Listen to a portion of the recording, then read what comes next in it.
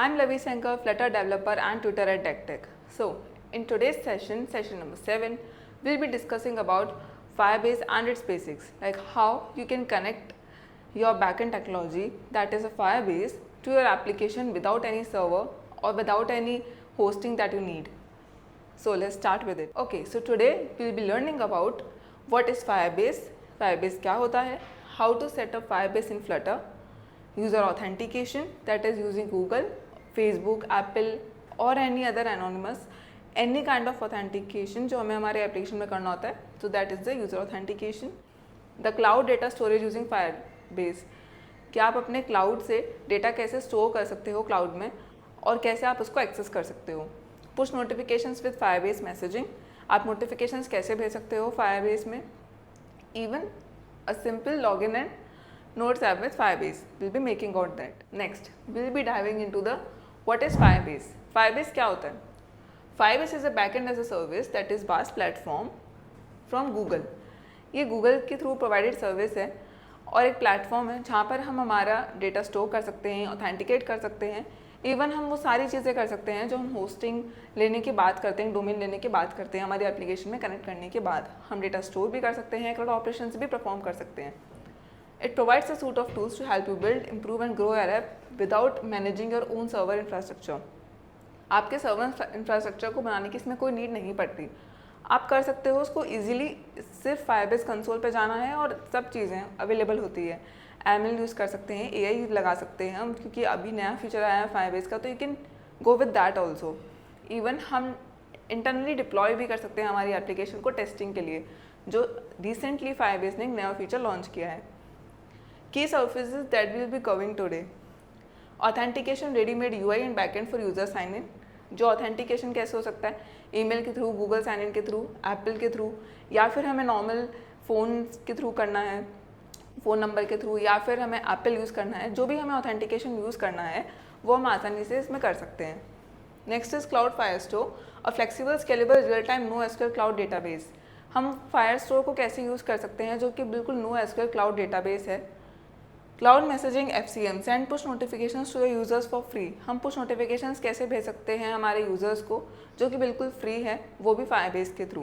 तो ये सारी चीज़ें हम आज कवर करने वाले हैं कि हम ये सारी चीज़ें कैसे कर सकते हैं Firebase के अंदर, क्योंकि एक बहुत अच्छा प्लेटफॉर्म है जो गूगल ने ही प्रोवाइड किया है और इसमें हम हमारी एप्लीकेशन की सारी नीड्स को फुलफिल कर सकते हैं, जो कि सर्वर रिलेटेड नीड्स होती हैं. Cloud storage, functions, hosting, machine learning, ये सब भी हम लोग इसमें कर सकते हैं बहुत इजीली. नेक्स्ट हमारा है कि हम Firebase को कैसे सेटअप करें हमारे फ्लटर प्रोजेक्ट में. Create a Firebase project, go to the Firebase console. तो console.firebase.google.com, हम वहाँ पर जा करके अपना सेटअप हमें पहले करना पड़ेगा कि हमारा एंड्रॉयड एप्लीकेशन है, iOS एप्लीकेशन है, फ्लटर एप्लीकेशन है. Firebase CLI को हमें इंस्टॉल करना पड़ेगा कमांड लाइन टूल से ही.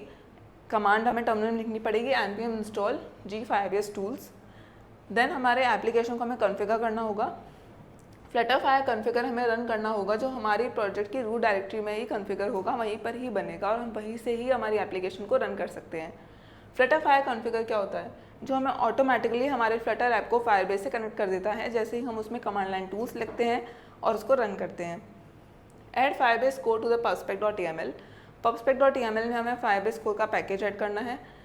देन इनिशियलाइज Firebase इन main.dart, जहाँ पर मेन हमारा फंक्शन होता है main.dart के अंदर. वहाँ पे हमें widgets flutter binding dot ensure initialized, ये हम इनिशियलाइज करने के बाद हमें Firebase dot initialize app options default Firebase options dot current platform, ये हमें इनिशियलाइज करना होता है.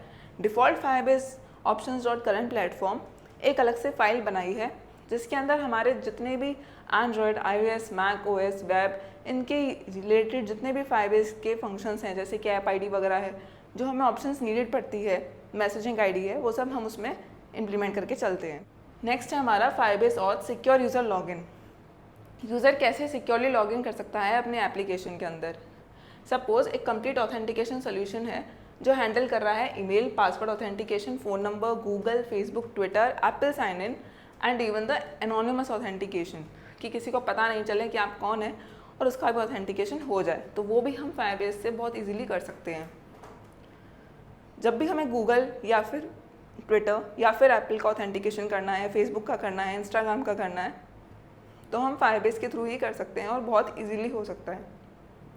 Session persistence across app restart, how it works.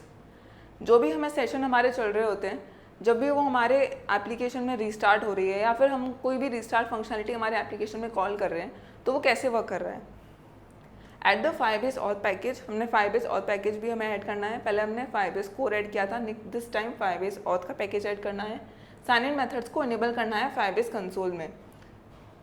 Firebase auth dot instance, ये एक मेथड है जो हमें यूज़ करना है क्योंकि हम ऑथ पैकेज यूज़ करेंगे। ऑथ पैकेज में जो भी इंस्टेंस बनेगा उसमें दो फंक्शंस हैं, create user with email and password, अगर हमें डायरेक्टली ईमेल और पासवर्ड का यूज़ करना है, और sign in with email and password कि अगर हमें साइन इन करना है, और साइन आउट के लिए अलग से फंक्शन है साइन आउट। तो ये तीनों फंक्शंस हमें यूज़ करने होंगे। नेक्स्ट है हमारा explanation. Example, final auth equals to Firebase on dot instance, ये मैंने इनिशियलाइज कर दिया। साइन अप किया, स्ट्रिंग ईमेल पासवर्ड ये मैंने डाला। Await auth dot create user with email and password, तो ईमेल और पासवर्ड से जो भी ऑथेंटिकेशन क्रिएट हो रहा है वो उसमें ईमेल और पासवर्ड मुझे पास करना पड़ेगा। कि मैं मान लीजिए मैं लॉगिन स्क्रीन पे हूँ और मैंने कुछ भी ईमेल और पासवर्ड डाला है अपना, उसे मुझे ऑथेंटिकेट करवाने के लिए फायरबेस में वो मुझे यहाँ पे इसमें पास करना पड़ेगा इस फंक्शन के अंदर। On Firebase auth exception sign up error, अगर एरर आई साइन अप की तो मैसेज आ जाएगा। ये ऑटोमेटिकली चेक कर लेगा कि आपने क्या ईमेल और पासवर्ड डाला है। अगर आप एग्जिस्टिंग यूज़र हो तो ये एग्जिस्टिंग यूज़र में भी चेक कर लेता है कि आपने क्या यूज़र और पासवर्ड डाला था, और आपने भी गलत डाला है तो उसमें भी एरर दे देगा। साइन इन के लिए string email string password, sign in with email and password, तो ये हैंडल करेगा अगर यूज़र नॉट फाउंड है, रॉन्ग पासवर्ड है। वो हैंडल करेगा कि अगर ऑलरेडी इन यूज़ में है ईमेल या फिर पासवर्ड मैच नहीं कर रहा है जो भी उसकी लिमिट है, तब ये एरर देगा। तो ये दोनों जस्टिफाइड हैं। और देन हमारा है साइन आउट, तो ये भी हमें प्रोवाइड कर रहा है auth dot sign out. Sign out करते ही उसने जो भी टोकन एफसिम टोकन वगैरह उसने जो भी उसने जनरेट किया होगा वो ऑटोमेटिकली लॉग आउट कर देगा एप्लीकेशन से। नेक्स्ट है हमारा ऑथ स्टेट चेंजेस, कि हम कैसे जो भी चेंजेस स्टेट में चेंजेस हो रहे हैं फायरबेस ऑथ के थ्रू उसको हम कैसे लिसन करें। हमें कैसे पता चलेगा कि यूज़र ने लॉग इन किया लॉग आउट किया है। उसके लिए Firebase auth provides a stream that's tell you in real time auth dot auth state changes emits user object when logged in. तो जो भी यूज़र लॉग कर रहा है अगर उसने कोई भी फायरबेस ऑथ के थ्रू कुछ भी अगर लॉगिन किया है तो वो ऑटोमेटिकली हम उस फंक्शन से पता कर सकते हैं auth dot auth state changes function से कि जिस यूज़र ने लॉगिन किया है वो लॉगिन है या लॉग आउट है। Use stream builder to listen and update UI automatically. तो स्ट्रीम बिल्डर जैसे हमने फ्यूचर बिल्डर देखा था वैसे ही एक स्ट्रीम बिल्डर है। फ्यूचर बिल्डर हमने देखा था लास्ट सेशन 6 में, और स्ट्रीम बिल्डर भी वैसे ही यूज़ होता है। स्ट्रीम बिल्डर रियल टाइम पे यूआई को अपडेट करता है ऑटोमेटिकली जैसे ही वो कुछ लिसन करता है। It works as a socket type. मान लीजिए एक सॉकेट क्या होता है, एक वेब रियल टाइम है जो वेब से कनेक्टेड होता है। अगर हमारे जैसे मैंने व्हाट्सएप पे अपने फ्रेंड को मैसेज भेजा, वो उसके पास रिसीव हो गया, देन उसने कोई भी मैसेज भेजा वो मेरे पास तुरंत रिसीव हो गया, तो वो एक सॉकेट की तरह वर्क कर रहा है। मतलब कि रियल टाइम में अगर हम कुछ भी कम्युनिकेशन कर रहे हैं सेंडर और रिसीवर के बीच में, वो इंस्टेंटली रिसीव हो रहे हैं, तुरंत अपडेट हो रहे हैं, ऑटोमेटिकली अपडेट हो रहे हैं। तो वो लिसन करने के लिए भी हम स्ट्रीम बिल्डर को यूज़ करते हैं, जो एक बहुत अच्छी प्रैक्टिस है फ्लटर में इसको यूज़ करना। इसके एडवांटेज क्या हैं? Automatically handles app state based on auth changes. जैसे ही ऑथ चेंज होगा ऐप की स्टेट को ऑटोमेटिकली हैंडल करेगा, हमें हैंडल करने की नीड नहीं है। तो इट्स अ गुड बेनिफिट कि हमें बार बार स्टेट को मेंटेन करने की नीड नहीं है, वो ऑटोमेटिकली मेंटेन करके चलेगा।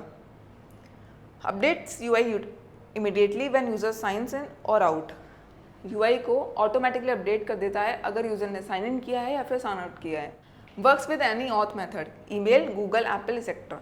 किसी भी ऑथ मेथड को यूज़ करके हम इसको ऑथेंटिकेशन परफॉर्म कर सकते हैं और बहुत इजीली और अच्छे से वर्क करता है। Eliminates need for manual navigation management.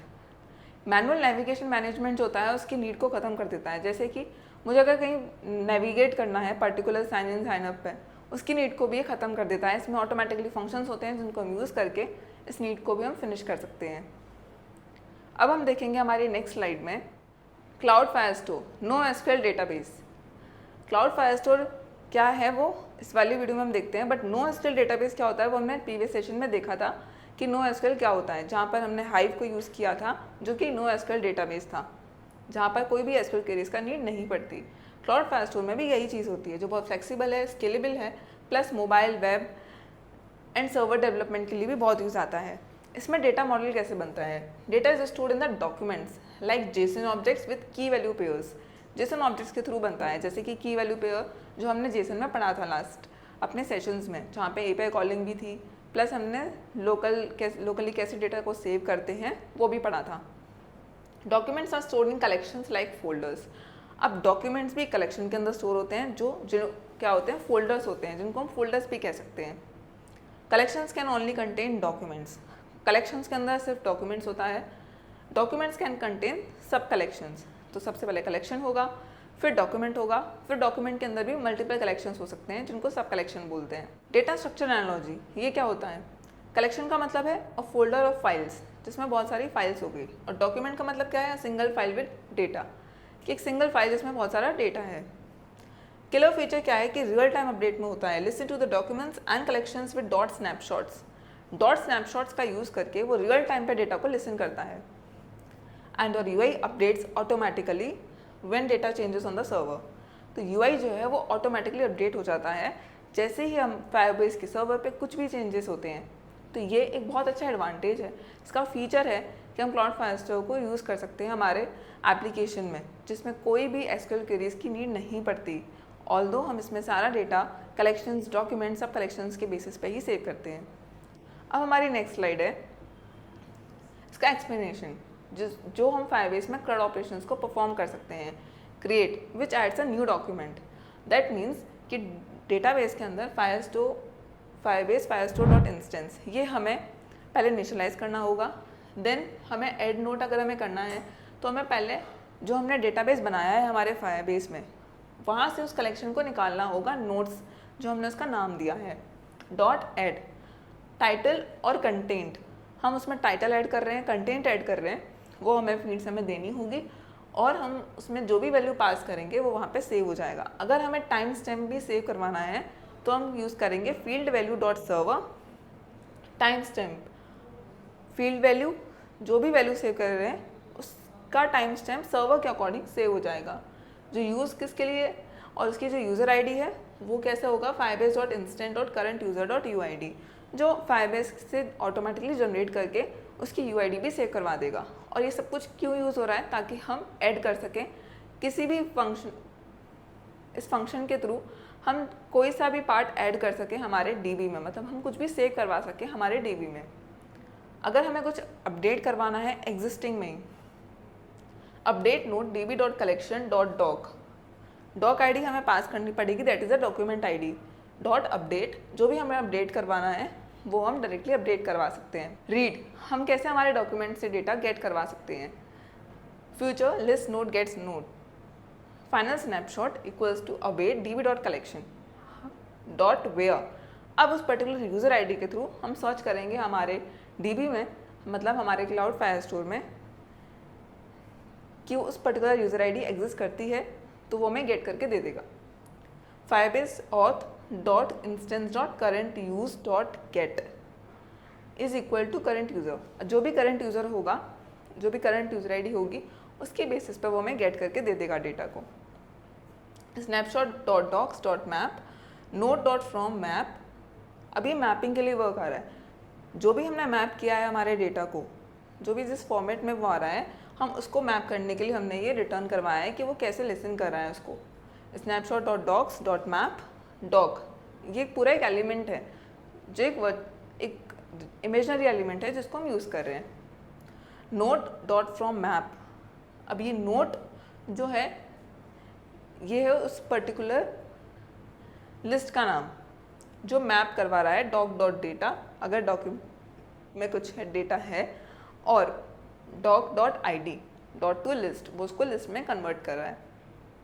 फिर है delete, future void delete note, delete करने के लिए डॉक्यूमेंट आईडी देनी है और डॉट डिलीट। बहुत सिंपल है। तो हमने सारे CRUD ऑपरेशंस इस वाली एक्सप्लेनेशन में, इस वाले एग्जाम्पल में हमने देख लिए। नेक्स्ट हमारा है कि हम स्ट्रीम बिल्डर को कैसे यूज़ कर सकते हैं। स्ट्रीम बिल्डर क्वेरी स्नैपशॉट ये तो हमें देना ही है। स्ट्रीम में क्या आएगा, जो भी हम फायरबेस स्टोर में जो भी कलेक्शन हमारा सेव है, जैसे नोट्स नाम से सेव था, उससे हम लिसन करवा रहे हैं डॉट स्नैपशॉट से। बिल्डर में हम कनेक्शन स्टेट डॉट वेटिंग जो हमने फ्यूचर बिल्डर में देखा था, सेम टू सेम वही फॉर्मेट है। एक बार तो इसमें लोडिंग चेक करेगा, देन इसमें centre, error and the data जो भी है वो सब कुछ हमें प्रोवाइड कर देगा।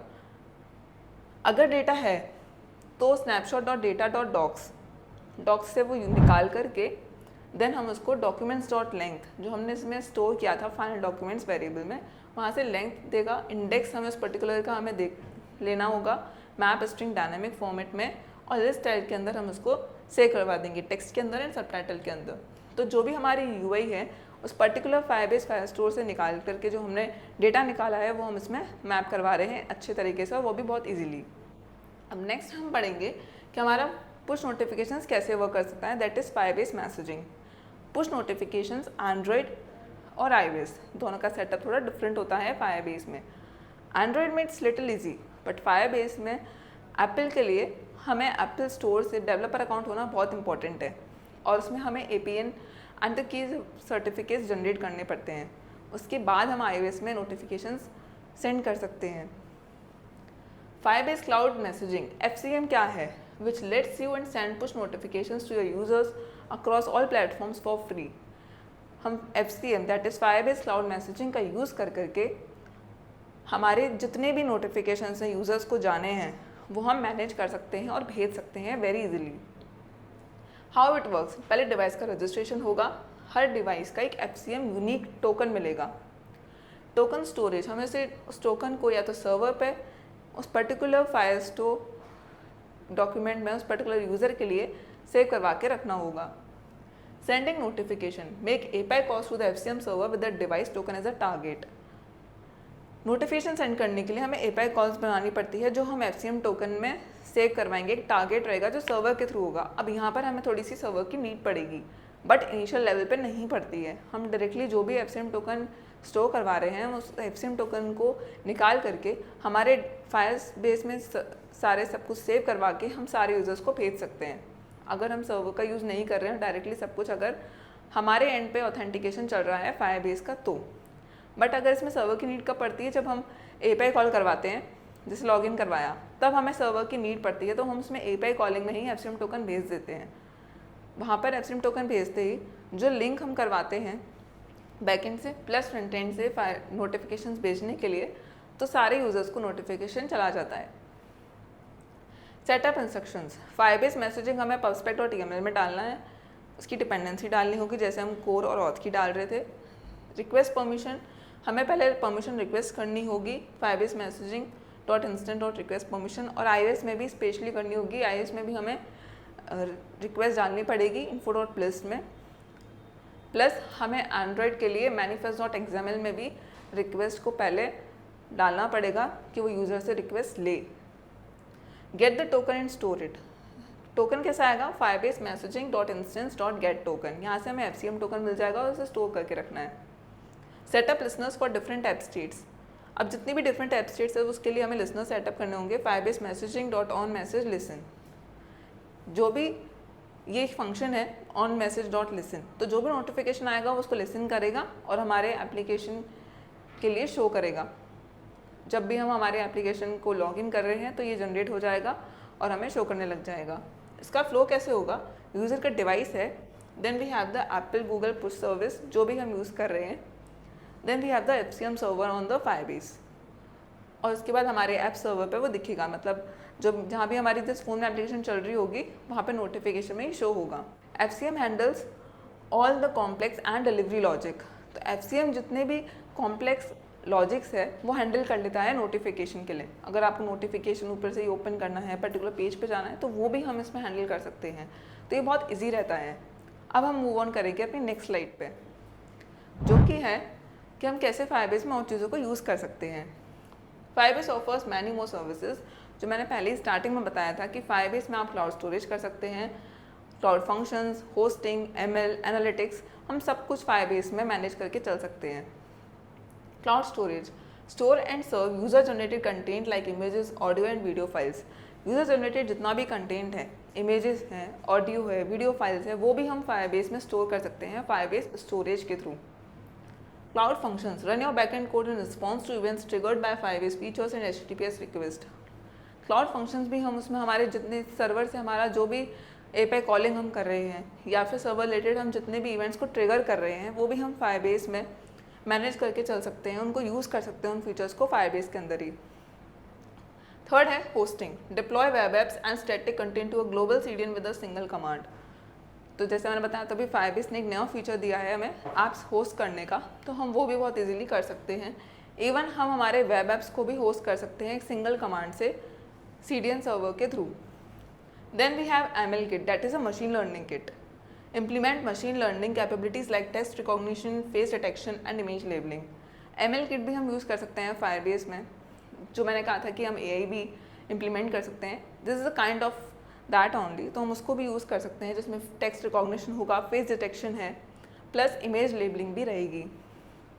फिफ्थ है analytics, gate detail insights about app usage end user engagement. User का कितना एंगेजमेंट हो रहा है, कितने हिट्स हो रहे हैं, कितने इवेंट्स ट्रिगर हो रहे हैं, सब कुछ भी हम फायरबेस में एनालिटिक्स के थ्रू चेक कर सकते हैं। और ये बहुत इजीली भी हम कर सकते हैं एंड्रॉयड के लिए भी एंड iOS के लिए। तो बेसिकली जो हम फायरबेस में हैं सब कुछ हम आसानी से हैंडल कर सकते हैं, even if we are new to start और कोई सर्वर अगर हमारे पास नहीं है। जितनी भी चैट एप्लीकेशंस होती हैं, बहुत सारी एप्लीकेशंस के अंदर फायरबेस का यूज़ होता है। अगर हम सॉकेट्स यूज़ नहीं कर रहे हैं तो हम फायरबेस को इजीली यूज़ कर सकते हैं, मैनेज कर सकते हैं हमारे एप्लीकेशन में। नेक्स्ट है कि हमने आज के पूरे सेशन में क्या देखा और हमने क्या पढ़ा। How to set up and initialize Firebase, implementing secure user authentication with Firebase, हमने स्टोरिंग एंड रीडिंग डेटा भी रियल टाइम वर्ल्ड में यूजिंग द स्ट्रीम बिल्डर, वो भी हमने चेक किया, वो भी हमने देखा। क्लाउड ऑपरेशंस भी कैसे परफॉर्म होते हैं वो देखा। क्लाउड फॉर स्टोर में हम कैसे सेव करवा सकते हैं वो भी देखा। एंड द पुश नोटिफिकेशंस भी FCM टोकन के थ्रू हम कैसे कर सकते हैं वो भी हमने देखा। तो अब आपका चैलेंज क्या है कि अभी जो हम नोट्स ऐप बना रहे थे उसके अंदर आप फायरबेस इंप्लीमेंट करो और जो आपने नोट्स में जितने भी अभी तक क्लाउड ऑपरेशंस परफॉर्म किए हैं वो आप डायरेक्टली फायरबेस के थ्रू करके देखो, and it will be a fun. If you have any doubts, any queries, let me know in the comment section. And in the next video, we will be learning about hero animations, tune, animated container, animated builder, and the custom reusable widgets. We will be learning all these in the next session. Stay connected with us. Thank you for watching us.